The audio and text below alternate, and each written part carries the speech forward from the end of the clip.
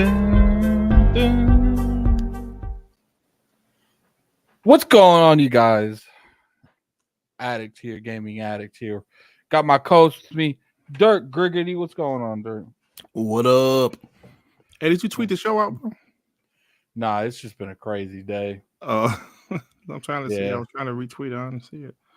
Yeah, it's been one of them days, man. It's been one of them days.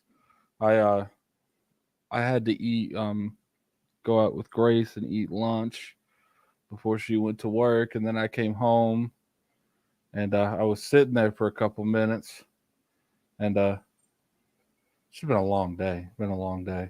It's a long day, huh? Yeah, I'll go ahead and get the tweet out now while we talk it. So, what's going on, you guys?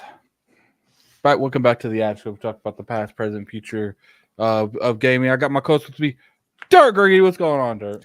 What's up? How everybody doing today? What's happening, man? What you been playing lately? We're playing Evil West. I bought that game when it first came out. I played it for a few hours and put it down. But then after I beat Banishers, I needed something similar to play. It's not really similar, but you know, and you know, it's not a bad game. It's not great, but it's not bad. I think I'm almost finished with it. Yeah, I actually need to sit down and play that game. When I'm playing now, I don't necessarily know if I'm allowed to say it. Embargoes are weird. Sometimes embargoes, they literally tell you can't even tell people that you're playing, which never really made sense to me. I won't say the name, but the game is coming out for Xbox this month. So I'm sure you guys can make some educated guesses on what it could be. Oh. Yeah, it's going to be in Game Pass too. So yeah, I think you guys can make some educated guesses on that. So we've had kind of a crazy week. You know, there hasn't been a lot of like insane news, I would say, but there's been a lot of like spicy stuff going on. Spicy stuff, you know. Mm-hmm. Did you see? First off, I want to ask you: did you see the stuff on Ghost of Tsushima? Yes. That news dropped this morning, right? Yes, I did see that. Yeah. So, you know, obviously we got to talk about that. You know, we're going to talk about a little bit. You know, my last impressions when it comes to Hellblade, and then we're going to talk about Final Fantasy VII Rebirth, because apparently it's looking a little dire need for that game, which you know is disappointing, but at the same time, it's, you know, we've seen over and over again that these companies. Here's my thing. Oh, PlayStation. Here's my thing. I don't mind if a game doesn't do well if they did everything in they power to make it do well. You know what I'm saying? Right. But I feel like a lot of these companies be like essentially cutting their hand off and then like blaming us for it. It's like, and you know, and part of me thinks that the industry in general is becoming too. That's what I'm looking for. They're becoming too reliant on making money that they really shouldn't be making to the degree they make. You know, do you honestly think that, you know, a game like Final Fantasy VII Rebirth is going to make like the equivalent of like a Fortnite? No. But you think Square Enix expects it to make it? Yeah, Square Enix, yeah, they do. Yeah, maybe they don't expect it. You know, maybe that's like a joking comparison. But don't get it wrong. These companies expect huge returns, and then they do the bare minimum in a lot of cases. Yeah, man. Yeah. So, you know, one thing, you know, we'll go to is we'll talk about Ghost of Tsushima. It's looking like, and maybe you can update me a little bit more that I didn't, but there's a there's PC trophies now. Yeah. So what have you been seeing on the Xverse when it comes to this Ghost of Tsushima thing? Well, pretty much. Let me see if we pull up my bookmarks. Let's see if I can read something verbatim. But like you said, it seems like they're allowing PlayStation trophies. Uh, Let me see. PlayStation Ghost of Tsushima Director's Cut will be the first PlayStation game to have trophy support on PC. This can be viewed via the new PlayStation overlay, which also shows friends, trophies, and crossplay. Let me, if I can share my screen right quick, let me bring it up. Uh, yeah. Um. So yeah. So yeah, man. These are the overlay shows up on the PC. So a lot of people are saying this is just another step of PlayStation eventually going day and day, right? Excuse me. Hold on for a Do you second. think that? What am I Huh? doing? Okay, you're fine. I do believe that we're seeing the early stages of their own PC launcher. I think Absolutely. that is definitely happening. But my question to you is: do you think that they stop messing with Steam? I think that would be a bad choice because Microsoft, if you look at what Microsoft did, they tried their own Microsoft store. Then they realized, you know what? Steam is what PC gamers go to. We shouldn't disrupt what PC gamers go to. Let's just take our games to Steam. So that would be foolish if PlayStation didn't use Steam. Even if they have their own PC launcher, I mean, like they might try their own PC launcher at first, but eventually they'll wind up going back to Steam. Just my opinion. Do you think that they are thinking maybe we can make more money off of our own Steam launcher? Because like to me, you look at something like Epic Game Store, they have to pay people to get those exclusives, but PlayStation wouldn't have to do that. Now, here's my question to you: what happens to they're like, okay, if you want to play PC day one with our games, it's got to be on our platform. But if you're willing to wait, you can get it on Steam too. I think that would be a bad decision. Like, no, I'm talking about if you want to play their game on PC day one, you can get it on their platform. Like they're right. So it's like a timed exclusive. Like they're going to give it to Steam, but it's like we reserve the right to release that title on ours first. I understand what you're saying. If I think these Steam people are bending the knee. You think so? I don't. Yeah, I think these Steam people are bending the knee. No what way. happens if tomorrow they announce that GTA 6 is going to Epic Game Store exclusively? Day and date. See, you can't use that as an example, bro. That's the biggest game in the world. But see, my thing is people can boycott stuff they don't care about. It's the ones you care about that's harder to boycott. It's easy for me to go on Twitter and say, oh, I'm not going to support this practice when I don't care about the game that they're using the practice on. Addict, I don't think PlayStation have no exclusives that will make PC players go crazy like that. I think people mess with God of War. I think PC players are patient. They are. I'll give you that. They are very, very patient. Maybe I'm just looking from my perspective. Yeah, I couldn't wait. But you are right. Like there's a lot of PC people that are wait. Do you think it's kind of hypocritical that PC gamers, really flaunt the fact that there's an open market on PC, but they dictate you put all the games on one market? I mean, you can say it's hypocritical, but it's no different than the PlayStation guys and the Xbox guys. I mean, to be honest, Steam is their preferred way to play. They like the UI. I don't know, like what you call it UI, I guess. They like Steam. They like how everything is on Steam, so they want the games on Steam. So you can say it's hypocritical because me personally, I love Xbox. I prefer Xbox ecosystem. I would like, certain games to go to Xbox, but at the same time, me personally, I will play a PlayStation. I bought a PS5 for certain PlayStation exclusives, but I understand what you're saying. It could be kind of hypocritical, but at the same time, it's been like this for years. To me, you can't necessarily scream PC's a great, platform because it's open. You can go anywhere you want. But the moment something's exclusive to something, you boycott that service. Like to me, you're essentially doing the same thing console people do, but on Steam. On I kind of see what you're saying. I do kind of see what you're saying. Yeah.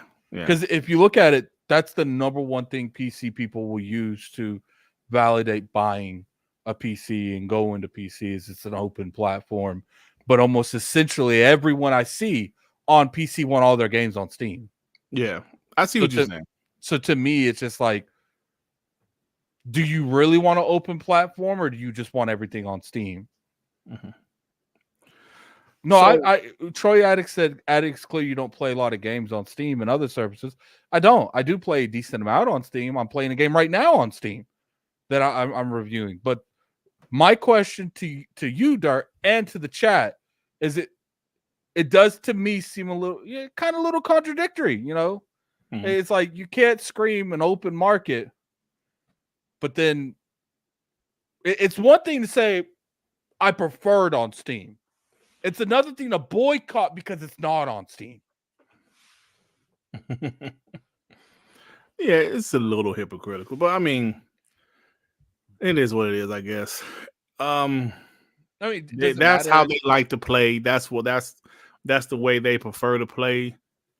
And does it matter in the grand scheme of things? No, but it's still a conversation. See, that's my issue with sometimes the chat is I feel like, just because some people do play Steam, like we can't even have the conversation sometimes. They're not necessarily people in this chat, but I've noticed that I feel like there's a huge shift on people just wanting you to agree on everything 100%. Like there can't be any middle ground. Like I got no issue with Steam. I mean, I got a lot of games on Steam, like an absurd amount. But it doesn't take the fact that I do see a little bit of hypocrites when it comes to the PC market. I say, but that's besides the point. Ghost of Tsushima. Isn't a rumor that they're about to announce the second one here soon? Yeah, I believe a lot of people are just assuming it's time. Like me, we haven't heard any rumors necessarily from the big guys like Jeff Grubb or anything about Ghost 2. But I'm just assuming it's time. Sucker Punch, they've been working on something for the last 4 years. Ghost came out in 2020. It was probably canceled because they were working on games as a service. Oh, now I did hear that Sony Ben. Somebody said the other day, Sony Ben was working on something for 2 years that turned out to be canceled. So now they're doing some type of multiplayer game now, but I don't know how true that is. But I heard they were working on something for 2 years. But going back to Sucker Punch, I'm just assuming Ghost 2 will be announced soon because 2020, that's when it came out. It's 4 years. We haven't heard nothing from them. So I'm just assuming, but I don't know. Maybe you heard something. I don't know. Yeah, someone Casper87 said once you build your digital library, you kind of want to stay there and not move. Mm-hmm. That's exactly the reason I'm still on Xbox because my friends are over there, my digital currency's over there. At this point, you're kind of stuck on something. I do play everything. Point, Casper. Yeah, good point. But I would say that's a valid criticism. But at the same time, the PC people tell me I should move over, regardless if I tell them that. So, I think Ghost of Tsushima is definitely. We are in the midst of having an announcement for Ghost of Tsushima 2. I'm just curious if PlayStation goes another whole damn year without announcing anything. Listen, Ali, we almost middle of the year, Dirt. Like, let's be honest, we're almost middle of the year, and besides this Ghost of Tsushima, tell me games that's been really leaked. Alex, so you're saying there's been more games to come to PC from PlayStation than announced to come to PC from PlayStation than original games announced for PlayStation. Like, Alex, so you're telling me what the hell is my grandson upstairs doing, bro? I don't know if y'all can hear. I don't know if you can hear that. But playing the drums. Yes, no, he's like running us. I don't know what he's doing. But it's okay. So you're telling me that if PlayStation comes out to have their showcase next month, they're not going. You say, well, they gotta announce something. Now, I thought this last year. To be fair, last year they're gonna announce more games going to PC. Dirt, you didn't hear? Well, I would tell you this. Well, let me say this. Last year, to be fair, I was, as an Xbox guy in that console wars, I was kind of nervous. I was like, yo, PlayStation, they had a showcase in 2 years. That was probably the single-handedly biggest big brain move King has ever made in his entire life. Like, we thought that was a wrap. Like, it was over. I and thought King's like, no, that's gonna be horrible. And I thought there was 0% chance that this man was going to be right in this particular one. Yeah. And after I watched that, I was like, is that all? Like, bro, that was one of the worst. King, listen, I was like, listen. And that was after like a year and a half of nothing. Yeah. Bro, that was the first showcase in 2 years. And I was like, oh, that's going to be fire. They got a bunch of stuff to show. Man, I was like, wow, that showed a lot. But I'm assuming they're going to show what Sucker Punch is working on next month. They have to at this point. The only first-party games they have announced is Wolverine, Concord, and Fair Games. Well, remember Marathon. It was said that they wouldn't have any big games coming out this year either. Yeah. So, but they can't announce them for next year and beyond, though. But I feel like they could have done that last year. They could do that any time at this point. Addy, come on, man! Don't make me think. I mean, like, look. Is there a chance that that they show something? Yeah, but at the same time, I was convinced they were going to show something last year. I was too, bro. Listen, when that show ended, I was thinking like, this can't be it, bro. This show cannot. That show was so bad. All of the PlayStation fanboys couldn't even cap for it.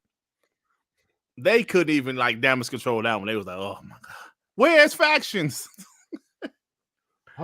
We know exactly where Faction was. It's crazy because like, look, like, we might speak out and criticize Xbox, but the crazy part is people be acting like PlayStation's just hitting home run after home run after home run. Thank you. And you could argue that they're in a way worse situation than Xbox is now, because at least Xbox got some decent algorithm going on outside that. PlayStation is in this situation where the cost of everything's going up and they have zero idea of how to fix it. Alec, thank you. I'm glad you said that. Because that's how I feel. Listen, Xbox is not perfect. They're making decisions. We forgot about Foam Stars. Xbox is making decisions some people don't like. They're doing some things, but the arrogance of some of these PlayStation guys out here acting like everything is perfect in PlayStation land. Did you see Jeff Grubb said the other day when he was on Mooch Show? He said, I was told that he was like attacked for it. I never went back and watched it because timestamps are like really inconsistent on there. No, what when someone goes on Crossfire and it's everyone versus him, I tend to go watch that, but I couldn't find it. So yeah, I didn't see it, but Jeff Grubb himself tweeted that all he did was say the same thing that PlayStation executives recently said about them putting their games on other platforms. He said that's all he said. He said the PlayStation fanboys attacked him. So they still think everything is 100% gravy because, they're winning in console sales. But like you just said, Xbox has a direction they're headed. And they're not even technically winning in console sales. Switch is kind of winning in console sales. Yeah, but like you said, Xbox has the PlayStation direction. fanboys are the king at being in second place and acting like they're in first. Oh, hey, y'all, adding being messy today, y'all. but they, but the thing is, they want to act like everything is gravy, and it's just not. It's just not. All you have to do is pay attention to what's going on. Look at their roadmap. Look at the direction they're What headed. roadmap? That's the point right there. Hiroki Totoki said, "Yo, we have to put our games elsewhere besides this PlayStation." People seem to just ignore that.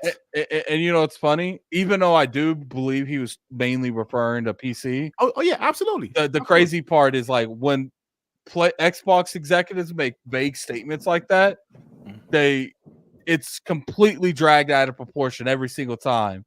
And when people try to wind it back a little bit, they're like, "Well, you don't know what he meant." But when PlayStation executives say something, we're supposed to know they know exactly what that man's saying. It's like you could take his statement, you could go 100 ways. PlayStation games could show up on Switch. We don't know what that man's talking about. Yeah, we don't. Yeah, especially the way we've seen stuff go on.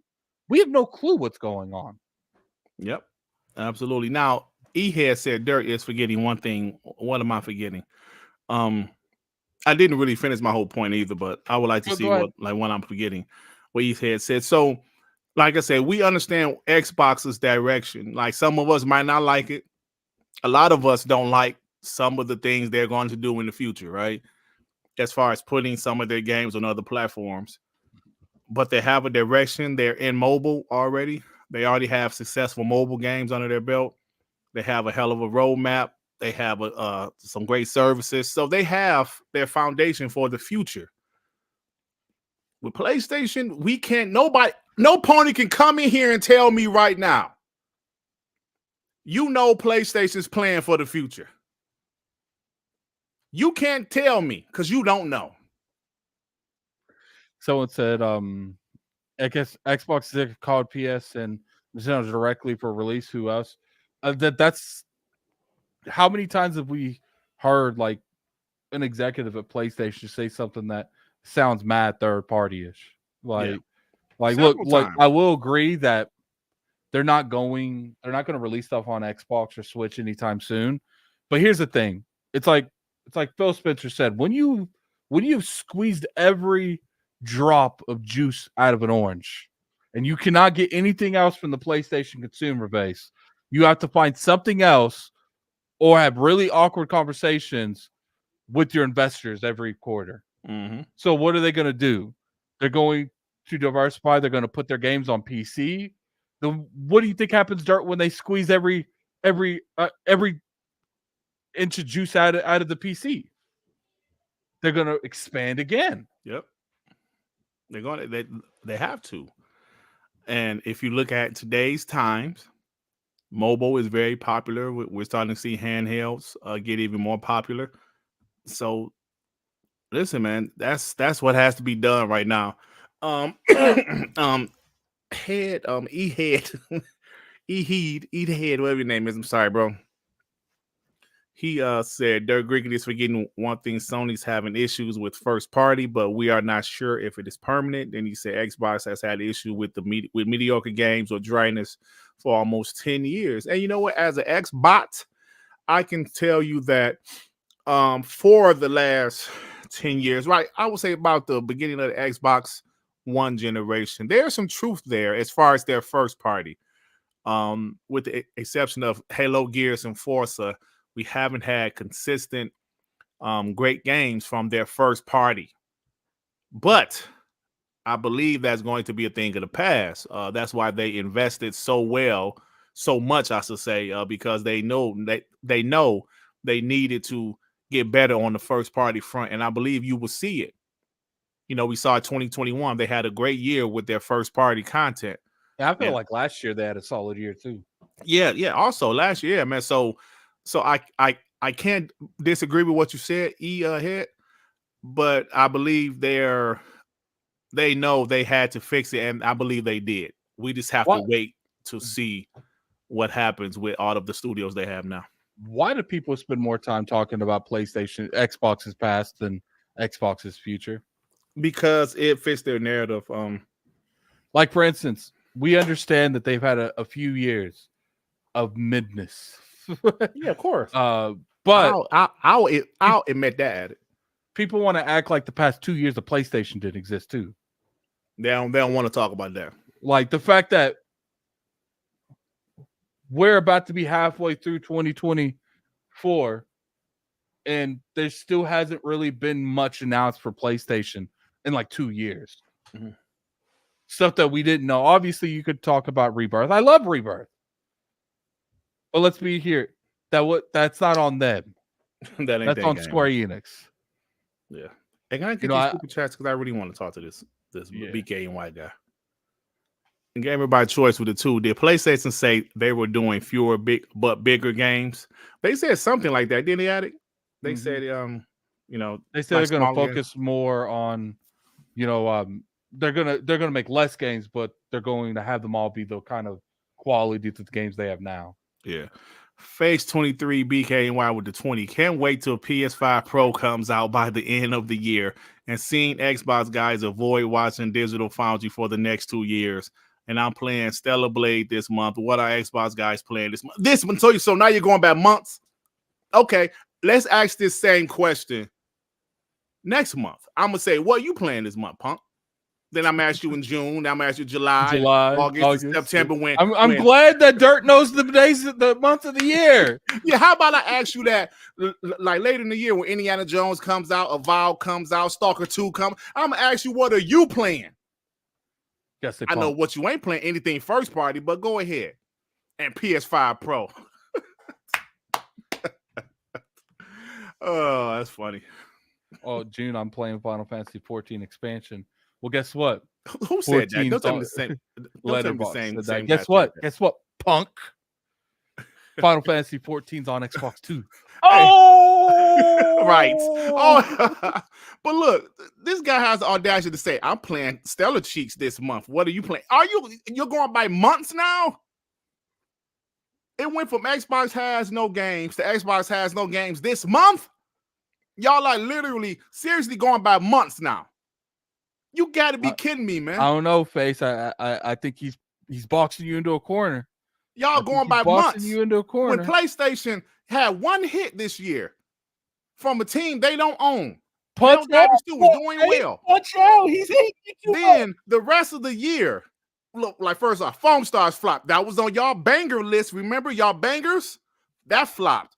Apparently, Final Fantasy VII flopped. Listen, banger. I'm not saying it flopped, but everybody else is. Flop. Rise of Ronin, that PS3 game. Where the hell is that? That flopped immediately. So you gonna go up there now. You better hope Stellar Cheeks don't flop because I am roasting y'all ass. Stellar Cheeks. What is the review? Yeah, he gonna say what y'all playing this month. That pissed me. What? We're going by months now. You gotta be kidding me, Addict. You gotta be kidding me, man. What y'all playing this month? I'm playing Stellar Blade. This is like the last month they could say that though. Of course it is. And what's next month? Hellblade's coming out. Most likely in 2 months after that, either Avowed or that other game's going to drop. Then like 2 months after that, Indiana Jones is going to drop. And most likely we'll get Horizon this year, which I probably won't really care too much about because you guys know how I feel about racing games. But it's just like... Hellblade 2 next month. Like we said, Stalker. Like, don't forget Stalker 2. Even if it's a timed exclusive, y'all got third-party game. You know what Face is playing? He playing Sea of Thieves. Yeah, play Sea of Thieves, Face. BKNY, play Sea of Thieves. Towerborn. That's another Towerborn. You know, that's a smaller game, but still. So, but you know, listen, they put Foam Stars on their list. Yes, I'm gonna put Towerborn on my list. Damn Rise of Ronin came and went. No one said anything. Yeah. Hellblade 2, I'm playing at 32, punk.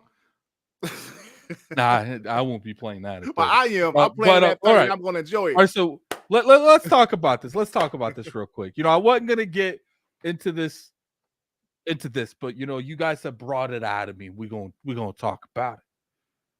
Stellar Blade, Stellar of the Ants, whatever you guys want to call it. Hellblade coming out. What 2 weeks of each other? Yeah. Well, no. Stellar Blade come out this month. Hellblade 2 come About out next month. 3 weeks then. 2 to Yeah, 3 yeah, weeks yeah. from each other. Yeah. In the chat, I guess so. what's reviewing better? Hellblade or Stella Yams? In the chat, what's reviewing better? Hellblade or Stella Yams? I'm curious what the chat has to say. Because I have been told I'm getting that Hellblade review code. Okay. So I'm going to be streaming Hellblade 1 because I haven't played Hellblade 1 a lot. I can't do her listening into my ears too much. But I'm gonna have to deal with it for that.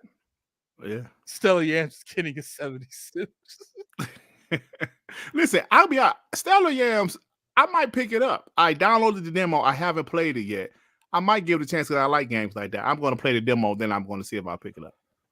Hellblade. So everyone thinks Hellblade. Now look, obviously we got some Xbox people that follows us. We got some Xbox people that follow us. There ain't no denying that. Aaron Johnson said yams. Of course you could say yams, Aaron. Of course you could say yams. Yeah. Okay, so Doggy Dog said Hellblade 2 89, Stellar Cheek 77. So let's 3-point curve. 3-point curve, Dirt. Give me your predictions for Stellar Blade right now. I already predicted. Let me see what I said for Stellar Blade. I said 81 for Stellar Blade. Say 82 to 85. Yeah. Yeah. So we're similar. I'm gonna say but I say 81. I believe it will get over 80. Low 80s, definitely. Hellblade, I'm gonna say high 80s. Like 87 to 91 is what I'm saying. Dang, man. So we're on the same page. I don't think Hellblade's cracking 91. Like, if it does, it'll be a low 90 game, like a 90. Maybe it'll crack 91. Here's the thing: like, people sit there and they attack me over and over again because, like I said, I don't want to play the game at 30 frames. You guys have no idea how excited I'd be that Xbox got that 90 plus. That's not a racing game. Yeah. All right, because they keep fondling the 89 range without reaching into the 90. I would love for them to get that. Can a 6-hour game get over 90? I think it can. Yeah. Here's the thing: when you have a 6-hour game and you tell it well, it doesn't outstay its welcome. And let's be real here. Some of these media people, they ecstatic for a 6-hour game. They get in and out. You don't even know. Right. Yeah. So I think 87 to 90. I agree with you. I think 87 to 90. Now, hey, one man said Hellblade 2 is the new Redfall. Cut it out. Cut it out. Stella Yams is the new Redfall. All right, let me get the super chat real quick. Bone Slave with the $2 super chat. Stella, no cheeks. She got a small booty. What Bone Slave talking about? What's up, Bone Slave? How you doing, brother? It is going to be interesting. I think Stellar Blade is going to be, and honestly, my prediction, I don't think it's going to flop. I think it's going to do okay. And you know what's funny? You look at, we're about to get to Final Fantasy here soon. You look at Ronin, Stella. Didn't Sea of Thieves pre-order more than Stellar Blade was pre-ordering? Yeah, that's intense. Considering how much these PlayStation people told me how much that game was horrible, bro. But to be fair, we can agree. Me and you could agree, Dirt, that they are getting a different Sea of Thieves than we did at launch. Absolutely, they're getting a way better version. As far as all of the additional content that was the game came out 6 years ago, so of course the game is in a way better state than it was in 2018 when Xbox guys got it. It's like King said. Xbox looked at what PlayStation had for 2024, felt bad, and sent you guys some stemmies. So some of the most new releases you getting has Xbox written on the side of the building. So let's move on. Obviously, it's a little bit of a joking thing. People be taking the stuff we ponies. He's joking. Calm down, y'all. I don't care. my channel took a hit. My everybody, content. Listen, Addy, all pro. This is what I've been noticing. A lot of pro Xbox channels have been like slow. Like the numbers have been down this year. Well, after the Xbox third party Oh, you thing, know what's funny? mine's are down. Yeah. The PlayStation people, they still showing up. It's just the Xbox people not showing. I feel like I'm being attacked. I'm being cornered and trapped in kill boxes daily and being shot by PlayStation people. And the Xbox people are just they're missing. They're missing in action. But I really think what happened, it pissed I think the Xbox news going like putting some of their games on PlayStation really pissed off a lot of Xbox guys, right? Because I can tell you my live numbers are still pretty decent. I still get over 700 live most shows. Yeah, IOPs is okay too. We but took a little hit, but not like massive. Yeah. My overall like views on my regular videos are down a little bit because a lot of people was upset about Xbox. I believe things will pick back up next month with the showcase. Well, next one in June. I'm sorry, with the showcase. Well, Hellblade 2 next month. I think you'll pick back up. It's just a slow period. I'm still getting decent numbers, but not boy. 2023 was nice for me with all the ABK stuff. It was real nice for me. So let me address this. Yeah, I'm down as well watching more older podcasts than newer ones before the doom and gloom started. 2021 showcase with Diller and WBG. Here's the thing. You only really got like Xbox to blame for like the doom and gloom because bad messaging. What did they think was going to happen? Porting four of their exclusives over to a competing platform. I do think we spend too much time sharpening our blades to stab people like me in the back. Instead of we vote like we all want the same thing. It's just some of us, we might be a little more vocal than others. It's just like, look, I want, and what's funny is like people sit there, they'll come at me, and I'm like, the crazy part is I generally want what's best for the brand. I made a video yesterday and I'm getting some crazy comments on it that was like, even though I don't agree with anything that's going on with like the way they're moving right now, there has been some decent backlash. Like Sea of Thieves is being considered good by everyone at the moment. Now, it's crazy. And you're having people that work at these outlets that claim they played Sea of Thieves, and now they're acting like they're playing it for the first time. I've heard PlayStation guys say, "Yo, the game looks amazing." Big YouTubers out there, that people make fun of. He's like, "Yo, Sea of Thieves is amazing." Like, yo, I saw a YouTuber today say, I'm going back to Xbox, but on my PlayStation. Pretty much saying I'm playing Xbox games on PlayStation. Yeah, that's what I'm talking. Yeah. Tony said the news put out a bad vibe. You're right. Yeah, Tony. I really feel that I saw some other Xbox guys in the community kind of saying their numbers are down. I really feel pro Xbox channels, and regardless of how onlookers say, most people look at them as a pro Xbox channel. I don't know. I would say we took about 150 live viewer hit. Yeah, it hit a lot of pro Xbox channels, but just stay consistent. I'm still doing my content. My numbers are still pretty decent, but my videos are down. Like the numbers are down a little bit, but it's okay because I believe next 2 months things will get back up and everything. It really got a lot of people upset at Xbox, and a lot of guys didn't want to hear any type of pro Xbox content because they were pissed off. Yeah, that's what I think. My biggest thing is like, if you guys got an issue with someone saying that's one thing, just like don't assume everyone's got to have the same playbook. Addict, you've been too early to blame Microsoft for stuff like giving Toys for Bob their independence. That's a good thing, not a bad thing. I never did jump the gun on that one. You did jump. No, hold on. I never said the actual sensei of giving them independence was a bad thing. I said, to me, because that's one of the only studios I cared about, I wanted that studio to be funded entirely by Xbox. Now it's not. Now, obviously, they're funding the first game, but that doesn't necessarily mean anything. Look how many studios Microsoft and Xbox has worked with in the past. One game, and there's no collaborations ever again. That was my thing. This is one of the only studios I care about. I don't like the fact that they were given an independence. Not on the perspective of them. I'm happy they got their independence, But from what I was looking at, from the outside looking in, and one of the only things I cared about, that's where I was coming from. All right. Hey, can I say something to Troy Attic? He said, no, Dirt, people are getting sick of the console war crap. And you know what? I think that kind of goes into play with what I'm saying. A lot of the a lot of pro Xbox guys was upset and they didn't want to hear console war crap because they were like, Xbox is putting their games on other platforms, so the console war is dead. So I agree with what you're saying, but I do think why like some of the Xbox homies got a little upset with some of the guys in the community, like Tim Dog and guys like some of the guys went a little extra, man. Like they went crazy, and Tim Dog on next week. How you say what?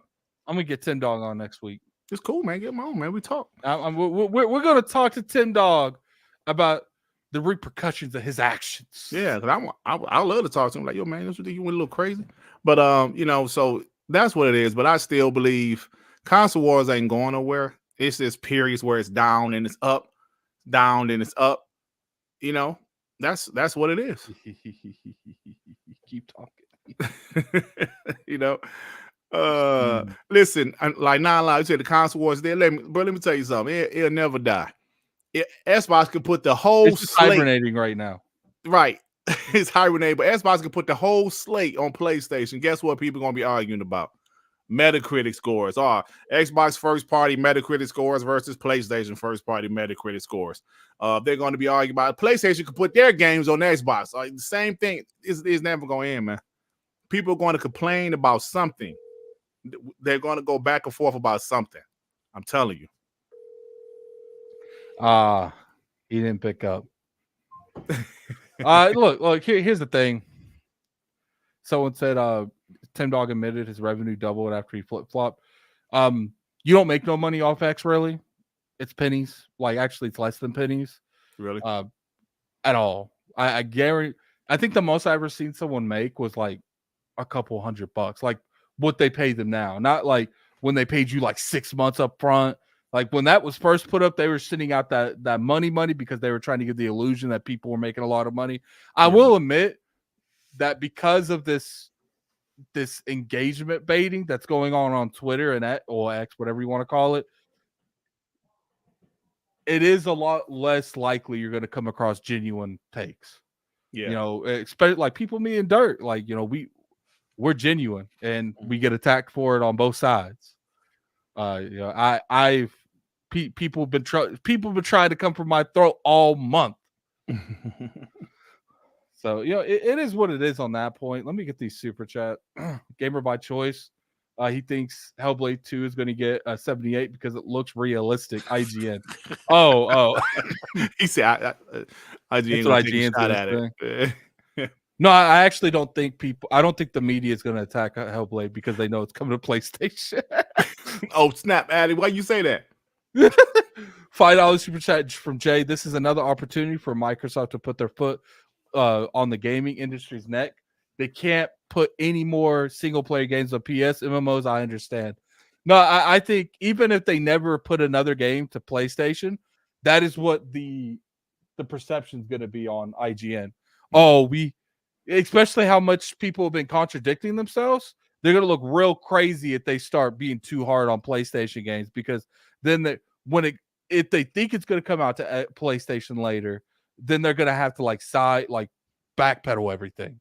Oh, it was only like that on Xbox. It was, it was a completely different game on PlayStation. So I do think some of these hating ass bitches in the media. Hating ass bitches in the media. They're gonna have to be a little bit more like they're gonna have to choose their fights more wise, because they don't know what's going to PlayStation, what's not going to PlayStation. Yeah. So they can't jump out the window and say crazy stuff, because they might have to backpedal that later at a different time. Did you hear Gaming Boat's preview of Hellblade 2? And at the end, like they were saying how great the game looks, it's incredible.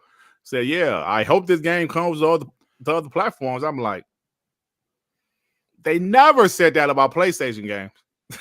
They never said. The crazy part is, like, realistically, it sucks that these people have a voice they shouldn't. Like if you're that disingenuous, you should not have a voice to the degree they I have a agree. voice. I agree. Yeah. And the funny problem is like we give them a voice because we talk about them, and they're easy content farms. They are. It's easy to milk that content. So we're not in the wrong for doing what we're doing, but we all have to take equal of the blame. Yep. So, yeah, I agree. It's just crazy this way stuff working out right now, man. Let's talk about Fallout. Yeah.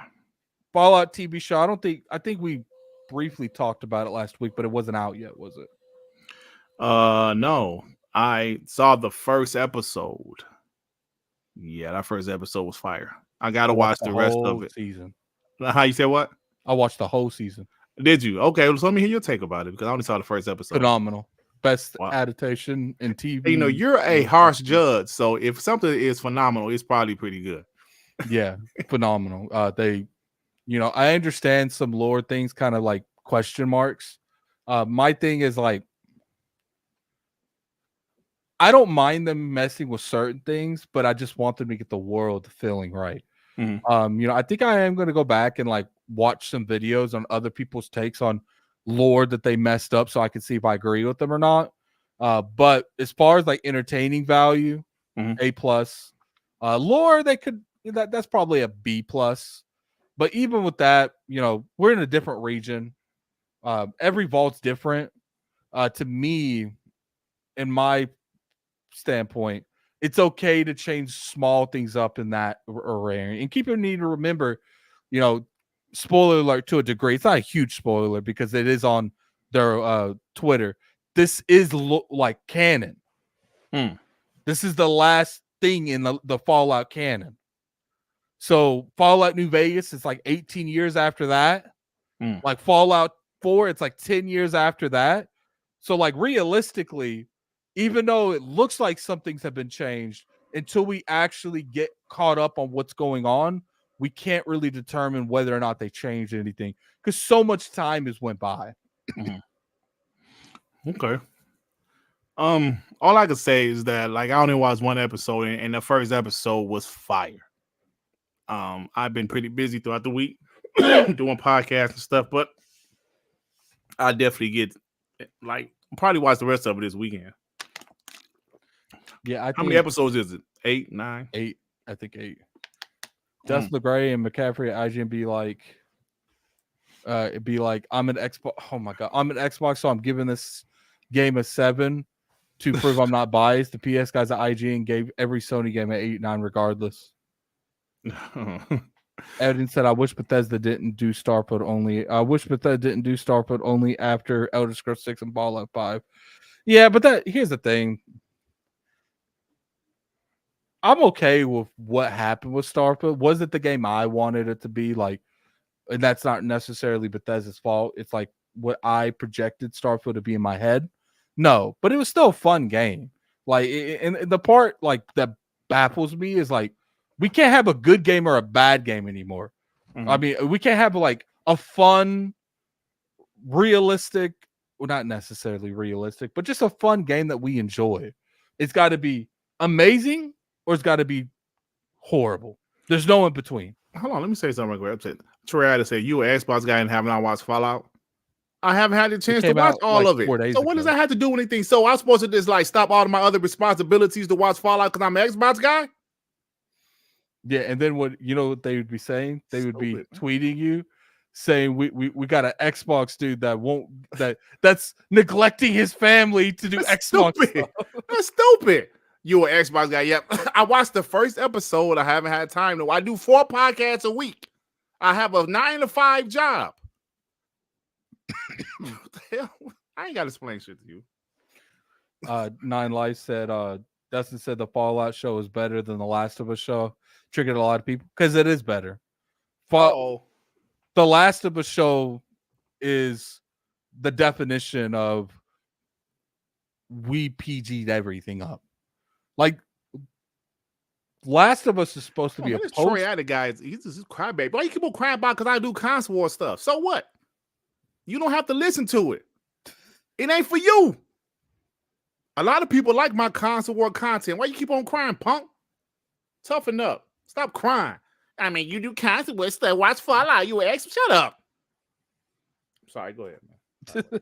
So, like, The Last of Us is supposed to be a post-apocalypse world, but unless you watched every episode, you wouldn't even think it's a post-apocalyptic world. Like, it really does feel like a glorified road trip that they're sleeping out in fields. There were some times in the show where it felt apocalyptic, but even those, the gore was reduced drastically. There's very few actually killing humans. It felt like what Saint Monica does with God of War. They went away from killing humanoid enemies to more creatures, and it feels like that was transferred over to the show. But then when you look at Fallout, they don't care. They showing people getting their head cut off. Bro, that first episode was crazy. they showing people getting their necks slit. Yeah, blood everywhere. See, that is a post-apocalypse world. Because when there's no law or any kind of consequences for anything, there's going to be drastic consequences for every action. Yep. Yeah, you're right about that, bro. Like I said, that first episode was crazy. I was like, whoa. Oh my god, Neo Smart. Girl, you said you better load up on the yeah, they want me watching when I'm on the toilet, bro. Like he wants you on the dashboard when you're driving. Man, like while I'm driving. So you want me to be unsafe? You want me to drive and watch the show just because I'm an Xbox guy that does console war? I'm supposed to watch it by any means? Come on, man. I watch it this week when I have the time. So you're an Xbox guy, you do console wars. So that means, come on, man. Stop it, bro. What's wrong with these guys? Let's talk about Hellblade. 51 minutes, man. We cruising through these topics, man. Hellblade 2, give me your final thoughts, man. What's your expectations? What things are you looking forward to? What things are you a little nervous about? I just want your general last moment conversation about Hellblade, because it's coming out here in a couple weeks. Yeah, I'm expecting Hellblade 2 to be, from the previews we've seen, from the footage we've seen, I'm expecting it to be at this point of the generation, the best looking game of any console this generation. I'm expecting the game to be quality. I'm expecting the story to be great. How the first story was. I finished the first Hellblade. I liked it. I didn't love it only because I didn't care about some of those puzzles, and I think there was very similar type of puzzles as in this game. But that's fine. I guess that's a part of like what is she psychosis? That's a part of having psychosis from what they said in the first game. So I'm expecting this game to showcase that Xbox first party can make a quality single player story driven third person, game that people always wanted them to make. Yes, they bought Ninja Theory for this reason, I should say. They bought a studio like Ninja Theory to showcase their talent. When people saw Hellblade 1, they made that game with $10 million and 20 people. Now this, I'm sure the budget is way more with 80 people developing this game. So yeah, I wanted to be that showcase where people used to make fun of games like Sea of Thieves. They would compare Sea of Thieves to God of War. Be like, yo, this is the world's most powerful console at the time, the Xbox One X. They made fun of Xbox games for looking cartoony, right? While PlayStation games has great graphics, Xbox games had Sea of Thieves. They had, State of Decay 2. These graphics are trash. So I'm looking forward to them showcasing that they have a great looking game. One of the best looking games ever. That's what some people are saying, ever. Yeah, I agree. I think the biggest thing I'm concerned is just, how much do they actually work on the combat a little bit? Mm-hmm. And I saw like a lot of people coming at me over, my thoughts on the combat, even though I didn't beat the first one. There's a reason I beat the first one, because there's a lot of things that didn't grab me at that time, which I think I am going to play through it regardless because of Hellblade 2. I want to give Hellblade 2 like a really good, like fair shot. So even though I might have to push myself through some moments in Hellblade, I do got to play to like effectively give Hellblade 2 a shot. And when I saw the combat, and what I played of it, I just wasn't extremely like took it. And keep in mind, this is coming from a Souls player. One of my favorite games is Sekiro Shadow Dice Twice. Like I do have a high tolerance when it comes to combat. And that's the only thing, like when I look at the two side by side, the game looks amazing, but we've made that a joke at this point. If there's one thing that we knew was going to be consistent between Hellblade and Hellblade 2 was that those graphics are going to be intense. And I just wanted to see a huge upgrade in combat as well, especially when you hear about like them hiring people from God of War's combat team. Like I wanted, different weapons. I just wanted a more in-depth combat. Yeah. So like Bone Slave, now don't get me wrong, there's been some beautiful games this generation. Horizon Forbidden West is a beautiful game. Callisto Protocol, that game doesn't get the credit it deserves for its visuals. Game looked incredible. I thought Alan Wake 2 looked good. Of course, Forza Horizon 5 looked great. There's some good looking games this generation. Don't get me wrong. But from what I've seen, obviously I haven't seen it in person, but from what I've seen, like Nine Lives say Hellblade 2, the bar is high, bro. That game looks incredible. Just comes down to it, Hellblade. I've said this a couple of times. I've made a video or two about it. I do think Hellblade's an important game to show Microsoft invest into these 2018 studios and what kind of product should we expect from money from Microsoft going into these studios. And I think Avowed, Fable in some degree, Hellblade's the first big one. You can even make that point a little bit towards Starfield, because people don't realize that a lot of Starfield like main production was under Microsoft. Sure, they probably wasn't there for the majority of the concepting of the game and a lot of the early stages, but they were there for a good portion of the actual development process of Starfield. They got more time because of Microsoft. Starfield would have came out probably in a worse scenario than we got, which I'm not saying the game came out and it was in a bad scenario, but they didn't even have like simple things in RPGs like a local map telling you where the shops and stuff are. So stuff like that is definitely important, and I think Hellblade is going to show that Microsoft didn't just buy studios; it said go on it. Microsoft bought studios, they upgraded their equipment, gave them a different space. Some studios got studios got entire new establishments to develop in. Like Ninja Theory, they got a whole new building, like a whole new vocab room. Oh, okay, cool. So it's just like, look, like obviously we got to see the end result, because it doesn't matter what we think if we don't see the end result. But I do, and what's funny is I was talking to someone and I said I wasn't the biggest fan of Hellblade. I'm hoping Hellblade 2 changes my mind on that.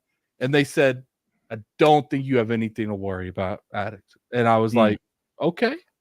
Like, so we're about to see. I mean, what's it come out? May the 25th or something like that? 21st, I believe. Yeah. That, I'll probably have it the beginning of next month. So it's about a month away, pretty much.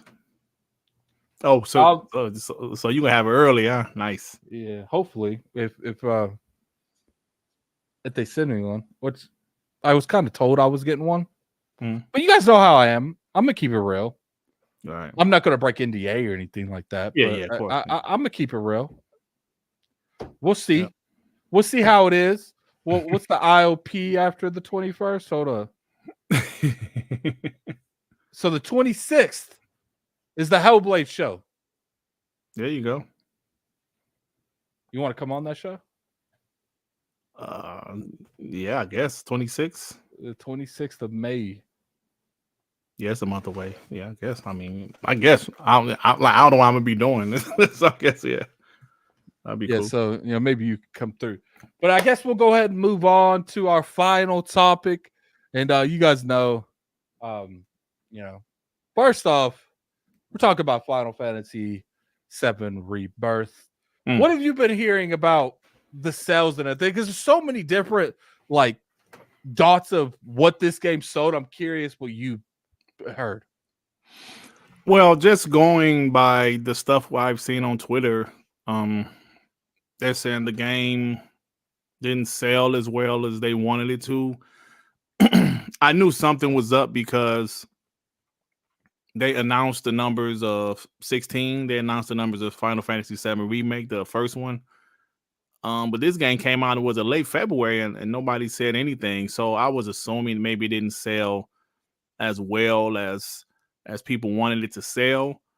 I saw a comment earlier in the chat. He said, "How y'all saying Final Fantasy VII Rebirth so terrible, but y'all saying that Dragon's Dogma 2 so great?" I ain't said nothing about Dragon's Dogma. Yeah, I haven't talked about Dragon's Dogma. So I don't know what are you talking about. So I don't know, man. If they're saying it's so half of what Remake did, I'm pretty sure Square Enix and Sony's is disappointed in that. I think there's a lot of aspects that go into that.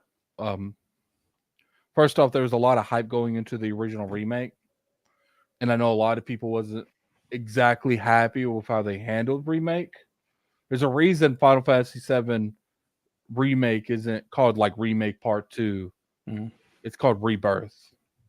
And there's particular reasons for that.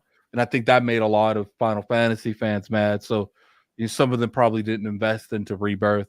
And people got to remember too, it had a substantial larger size install base on the PlayStation 4. And it was during the pandemic that the remake came out, wasn't it? It was that almost like, hold on, let me see when remake exactly came out. I'm sure people did it come out 2020 or 2019? Let me see if I can find it before the chat tells me. Hey man, Keep It Thorough made a good point. He said Dragon Dogma sold 2 million in 1 week. Rebirth sold 2 million in 2 months. For that guy that was crying earlier, yeah, the homie Keep It Thorough just explained April 10th. it. 2020? Yeah, 2020. Okay. When did the pandemic first start? Oh, that was right around when it started. Around March is when it really hit. When they started talking about quarantine, they shutting everything down. Was March, bro, 2020. I never forget that. January the 20th.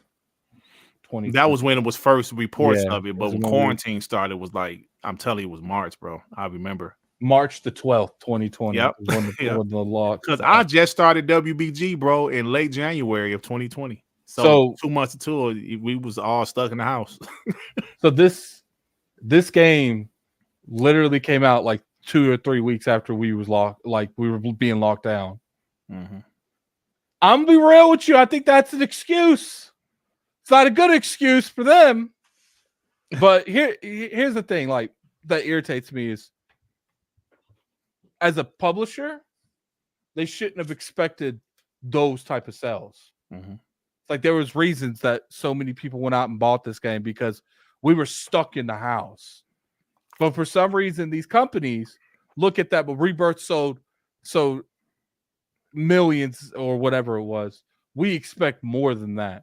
But it's like the conditions will never be reused again. And I do. That's why I feel if a company such as EA, Ubisoft, Microsoft, PlayStation, Sony, if these companies can't understand that these things won't be replicated because there was something going on with the world, why should we care about their bottom line then? It's like these corporations. I know, like I talk shit about a lot of these corporations, but it's like, what makes you think you was gonna sell more during a time where the pandemic, like that's when everyone was making mad money, bro. Everybody. if you could function without like being out in the world, you were making bukus of money if you was in the entertainment field. Yeah. So that's the part where I'm just like, Square Enix gonna be fine. PlayStation gonna be fine. Mm-hmm. This game probably made profit, just it didn't make the profit that Remake made. Yeah. And it's like, first off, Remake was a unique situation because It was so hyped going into it, and it was during probably one of the best times that you could sell a game. Redfall probably would have sold 1 million during the pandemic. Forspoken probably would have sold 1 million during the pandemic. Forspoken. It's crazy, man. Redfall probably would outsell Rebirth right now if it was during the pandemic. The Xbox guys are saying it flopped. It's more the Xbox guys saying that, buddy. The corporation. It's more the Xbox guys saying Final Fantasy VII flopped. Trust me. Let me pull up. And what's funny is like they're saying, "Oh, you say." I literally on the Addict Arena have 20 plus playthroughs of me playing 7 Rebirth. So like you can talk all the shit you want. I'm actually playing the games. What are you doing? You in my chat bitching about me playing the games. That's what you doing.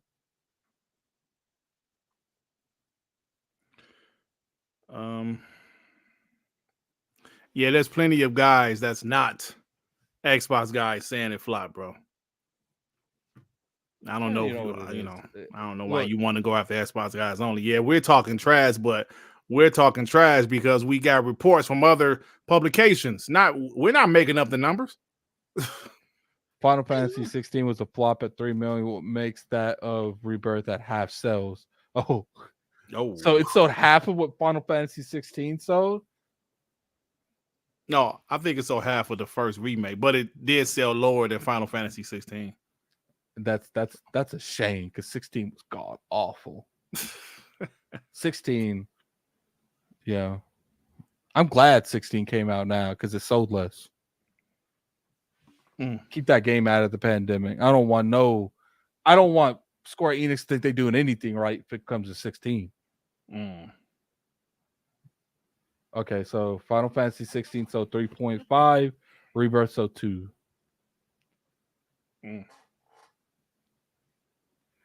Oh man, it's getting pretty bad out there, man.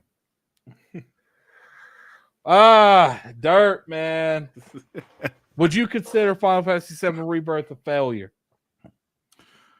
I would say yes. And they didn't announce the numbers is the dead giveaway for me. Square Enix and PlayStation always announces their numbers if they're happy with it. They announced Helldivers numbers. They announced Final Fantasy 16 numbers. They damn sure announced Final Fantasy 7 remake numbers. They did not announce Foam Star numbers. They did not announce Rise of Ronin numbers. That goes to show you. That goes to show you when the PlayStation game, exclusive or timed exclusive, third party exclusive or first party, if they don't announce numbers, that means the game didn't do well. I wouldn't say for them. I wouldn't say Rebirth was a failure. I would say in terms of commercial wise, it might have been a little underwhelming because it did well critically. And I think in order for you to be a true failure, you gotta flop both of those suckers. You can't sell well and you gotta be reviewed horribly. So I can't. Yeah, you're right. It did do well critically. You're right about that. So I can't say like it's a flop. That's true. But I will say it was probably a little underwhelming of what their whack expectations were in terms of what they thought Rebirth was supposed to make. It probably shot a little bit under that. When was the last time Square was happy about some numbers from their games? Wouldn't they say that Tomb Raider sold 10 million and they were upset? They were upset about that. Yeah. I heard in a rumor, maybe the chat can correct me if I'm wrong or not.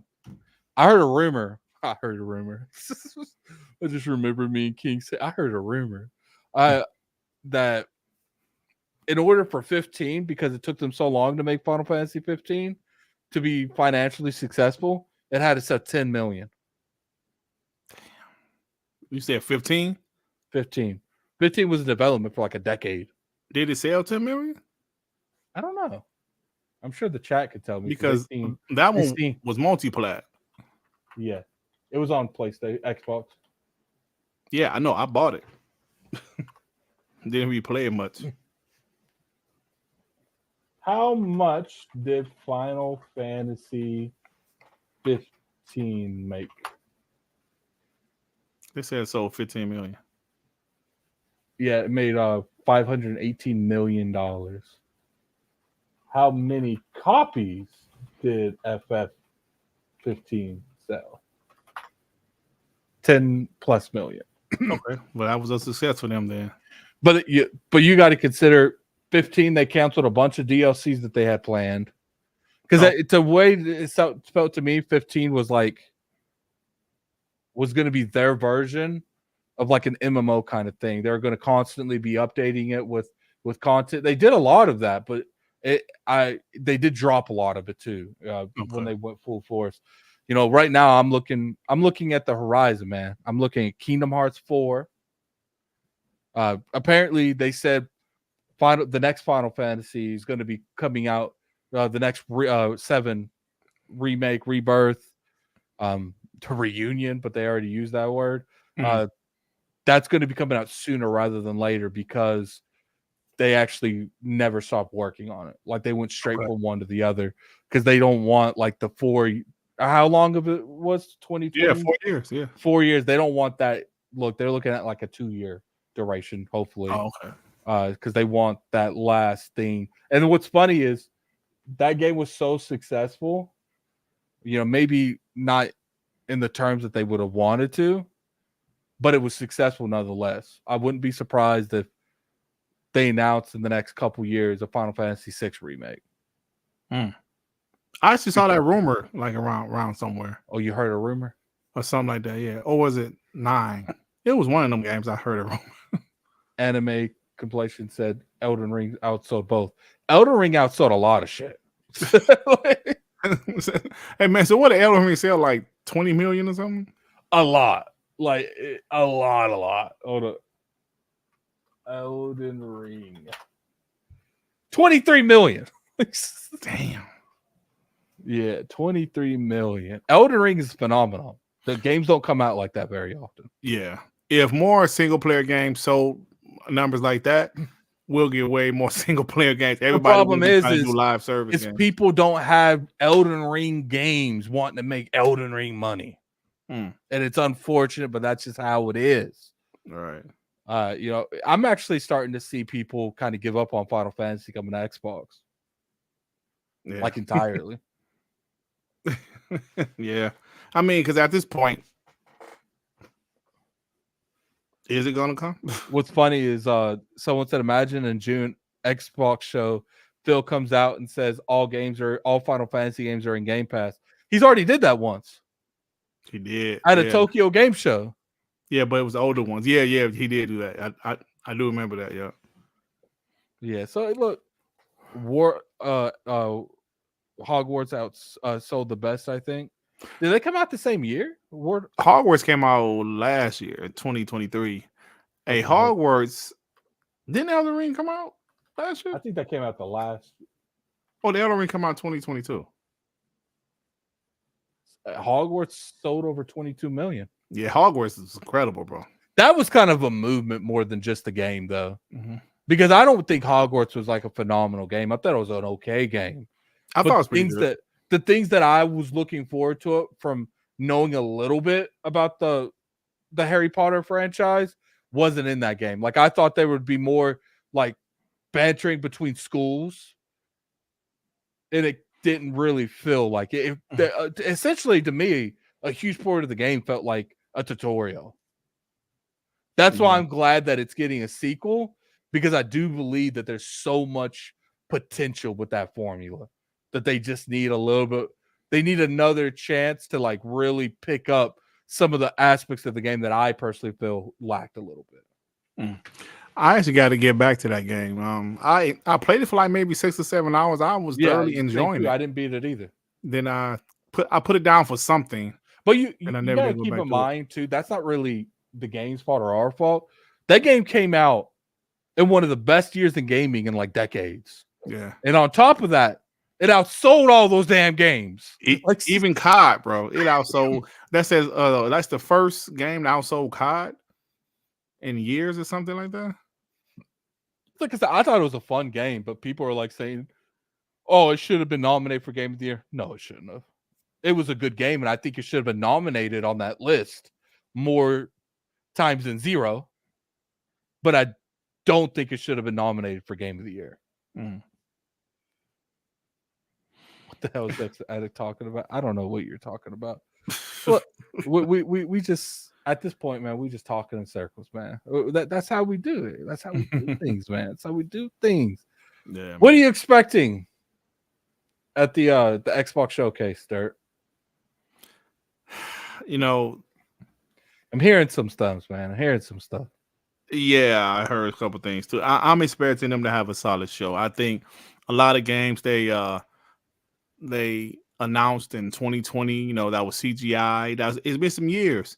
It's time for some updates. You know, like game like Contraband that was announced in 2021. It's time for an update. Perfect Dark announced in 2019.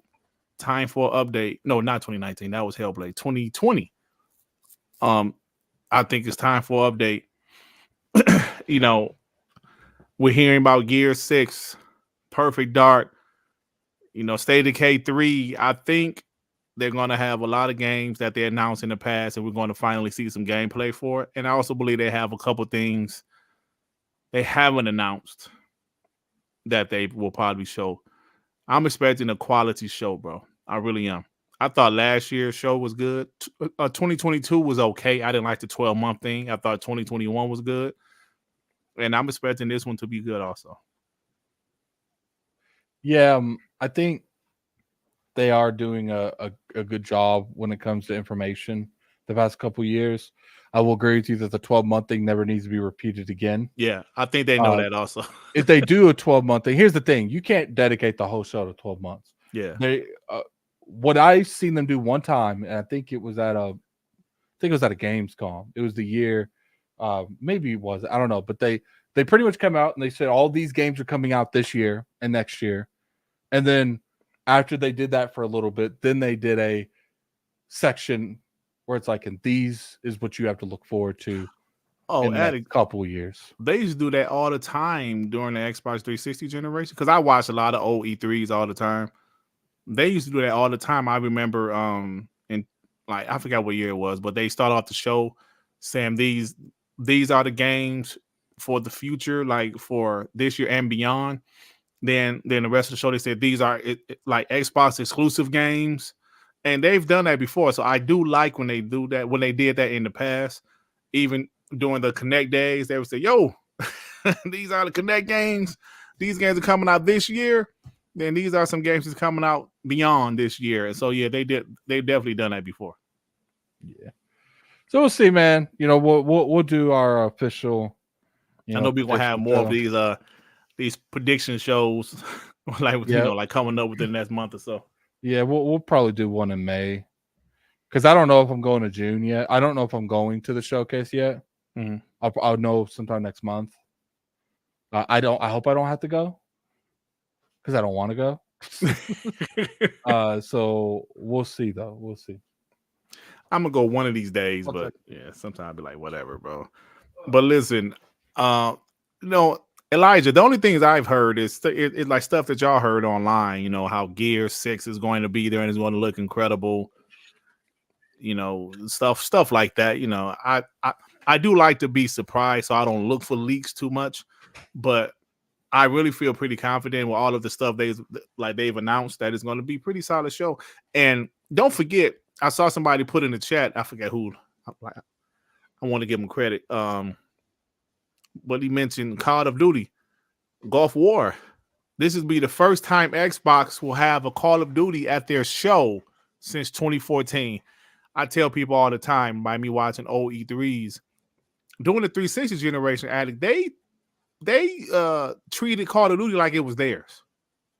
Mm-hmm. They treated Call of Duty like it was theirs, bro. They started off 2008, 2009. And you know, it's funny. 2010. They treated a game that literally wasn't theirs in any way, shape, or form. Mm-hmm. And they to that game. And I find it like the most hilarious thing is they don't do that with Destiny. Like PlayStation literally owns Destiny. And they do own it now, yeah. And they never see stuff like that. So yeah. Yeah, but yeah, no, well, I would say Xbox, but it was like now they treated it like it was theirs back in the 360 generation. Now it is theirs.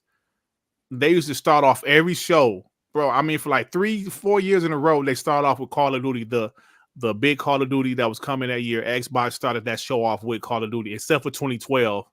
They started that show off with Halo 4, but they ended it with Call of Duty Black Ops 2. I'm not looking forward to that. I'm gonna be real with you. Oh, well, Yeah. I'm looking forward to it. See, my thing is like I don't care about Call of Duty and the fact that they're gonna open up these shows with that god awful franchise. Oh, cop, stop it, Addict. Show some respect. Show some damn respect, Addict. I'm a bet. I used to like be in the Battlefield versus Call of Duty conversations, but now I think both franchises are just god awful. Show some respect. It's like, but I respect Call of Duty. I just don't respect Call of Duty. Okay. I mean, whether you respect it or not, it's a huge franchise, and being on the Xbox and them having it at their show is a big deal. And I agree. It's just I'm not going to care. I'm not going to give two shits. So if they start off the show with Call of Duty Black Ops Gulf War, he was going to say Ops next game 4 or Black Ops 6, and it's in Game Pass day and date, and you can play 3 weeks early on Xbox. And it's exclusive. I'm like, well, damn. I guess that's nothing for me. That's funny. I do respect Call of Duty. It's just I don't care about Call of Duty. Yeah, I respect what Call of Duty's done in the franchise in the gaming industry. If it wasn't for Call of Duty and Halo, I don't think shooters would be anywhere near as big as they are right now. Those two franchises single-handedly brought first-person shooters to console. Well, you got to be fair to Doom. Yeah, but it's not the same thing. Doom was more PC back then. Yeah. Back in the day. Yeah, that's true. Halo and Call of Duty single-handedly made it popular on consoles, especially Modern Warfare 2. Oh, absolutely. But if you want to talk about the biggest first-person shooters, like Doom, Wolfenstein, Call of Duty, Halo, isn't that funny? One company owns those. Mm-hmm. I was just saying that made you think about it. There's one company owns those franchises, man. Someone said Addict has an Xbox chair. Sure does. You won't see it because I'm always in front of the logo. But yes, this is an Xbox chair. Nice. All right, guys, we're gonna close out. Dirt, where can the people find you? What you got going on? I know you got something going on. Yeah, I got my One Man Dark Man podcast tomorrow at 6 p.m. Eastern time. I want to do a couple videos. I'll see if I can do it. What the hell happened to Addict? Do a video. Oh, okay, you still there? Okay. I'm probably do a video or two this week. I got some stuff I want to talk. Some stuff I want to talk about. Certain PlayStation guys now liking or enjoying former Xbox exclusives, but they're enjoying it since they're on PlayStation now. So I want to talk a little trash about that, but that's about it, man. About to put my channel in the chat for you people that's not subscribed. Stop by. Yes, I do console war, like Troy Addict said. I do console war. I'm pro Xbox. I talk trash, but it's all fun, man. I don't, get upset. I don't take nothing too serious. So stop by, y'all. Yeah, no, you can find me on Gaming Addict. I didn't make a video today. Like right now, since news is really slow, I'm probably making a video every other day. But I will be placing a lot of content on the Addict Arena channel. A game that I'm playing that I can't talk about right now will be on that channel. I don't even know if I'm allowed to tell you the release date or like the embargo date. There was people that guessed it in the chat, and someone asked me if I wanted to compare that to another game. I can neither confirm or deny, but both games are lit. So, but if you want my in-depth analysis on the Exhibit A, sometime next week you'll see it. No, I'm not playing Hellblade 2. I'm allowed to tell you if it's not it. No, it's not Hellblade 2. But I appreciate everyone coming through. You guys have been having a fantastic day. Where are we going to sit? Who are we sitting you guys to today? Who are we sitting you guys to today? Who's on Wednesdays now? Oh, I know who I'm not sitting you to, but that's for another conversation. You know what? Let's send you Level 1 Gaming, guys. Level 1 Gaming. We're going to send you over to Level 1 Gaming. Great podcast. Really entertaining. Feel like you guys would really vibe with them. And you guys have a good day. Peace. Peace out, y'all. Oh, man.